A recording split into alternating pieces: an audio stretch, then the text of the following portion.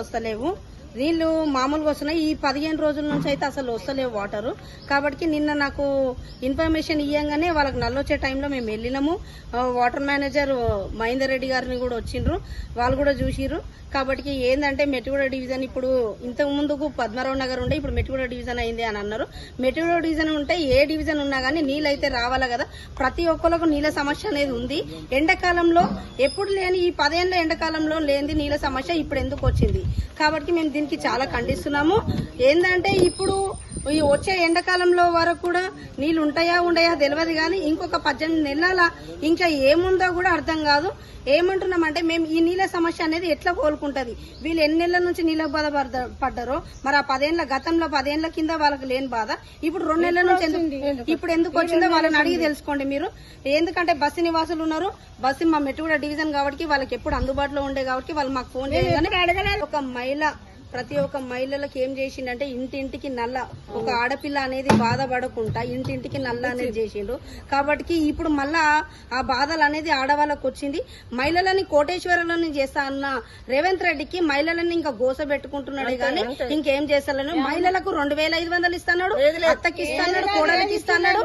ఈ రోజు కనీసం ఒక నీళ్ళు ఇయ్యని పరిస్థితిలో ఉన్నాడు అంటే రేవంత్ రెడ్డికి ఒక సిగ్గుచేటు అనిపించాలా. మేము చాలా ఖండిస్తున్నాము మహిళలందరము. దీనికి కంపల్సరీగా మేము దీనికి ఏడికైతే అడిగే ధర్నా ఇంకా రేపేళ్ళుండి ఇంకా రాకపోతే ఇంకా పెద్దగా కూడా ధర్నా చేస్తామని అనుకుంటున్నాం. అట్లేదు మేము ఎవరికి ఫోన్ మేడం వాళ్ళకి ఫోన్ చేసినాం, మరి ఎవరికి చెప్పినా పట్టించుకోవట్లేదు.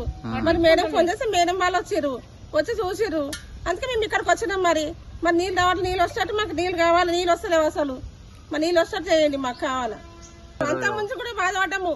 2 months నుంచి వచ్చిన మధ్యలో ఆయనతో అసలు మొత్తానికే ఎందుకు వస్తలేవంట ప్రాబ్లం ఏందో మాకు తెలియదు కదా సార్. అక్కడ ఏందో చూస్తే తెలుస్తుంది, ప్రాబ్లం చూస్తే తెలుస్తుంది. పెద్దోళ్ళు వచ్చి మేము కంటెంట్ ఇచ్చినా రావట్లేదు ఎవరు. నీళ్ళు ఇప్పే వాళ్ళ మీద వచ్చి నీళ్ళే వస్తలేవు సారు. 2 నెలలు అవుతుంది నీళ్ళు ఏం లేవు. మరి అందరికి వస్తున్నాయి, మాజీకి వస్తలేవు ఇక్కడ సైడ్. ఎందుకు వస్తలేవంట? పెద్దోళ్ళకి ఎరక అంటే అప్పుడు ఇప్పుడు వస్తలేవు. అప్పుడు మంచిగా వచ్చినాయి. ఈ తెలంగాణ వచ్చినప్పుడు మంచిగా నీళ్ళు వచ్చినాయి. ఎండాకాలం కానీ ఆనకాలం కానీ కింద పోయినాయి. ఇప్పుడు కాంగ్రెస్ వచ్చినప్పటి నుంచి నీళ్ళే బంద్ అయినాయి. మరి ఎందుకు మాకెందుకు బంద్ చేశారు? అవతల బిల్డింగ్ వస్తుంది, మా బిల్డింగ్ ఎందుకు రావి?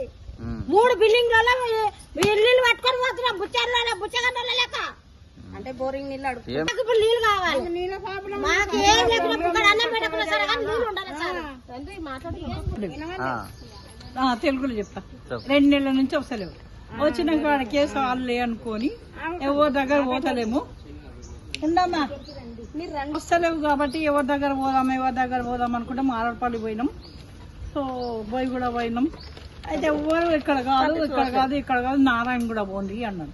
మేమెందుకు నారాయణ కూడా మాకు తెలియదు. నీళ్ళు వచ్చిన రోజే వచ్చింది అని పట్టుకుంటున్నాం, లేకుంటే ఊకుంటున్నాం అని మేడం వాళ్ళకి ఫోన్ చేసినాం. అని నిన్న ఈ మేడం ని తీసుకొని మాట్లాడాం. ఫోన్ చేస్తే ఇన్ని రోజులు ఎవరు రాలే మా దగ్గర. నుంచి నీళ్లు రావట్లేదు. నీళ్ళకి అందరికి ఇబ్బందిగా ఉంది. చిన్న ఏజ్ వాళ్ళు, పెద్ద ఏజ్ వాళ్ళు ఉన్నారు. వాళ్ళకి చాలా ఇబ్బంది అవుతుంది. మరి నీళ్ళ ప్రాబ్లం మాకు సాల్వ్ చేసేటట్టు మీరు చూడాలి. మేడం కి ఫోన్ చేసినాము. మేడం వచ్చి నిన్న మాకు మా బాధ ఏంది తెలుసుకుంది. దానికోసం మేము ధర్నా కూడా చేస్తున్నాము. ఈ ధర్నా మీరు మా కోసం ఆలోచించి మాకు నీళ్ళు వచ్చేటట్టు మీరు చేయండి.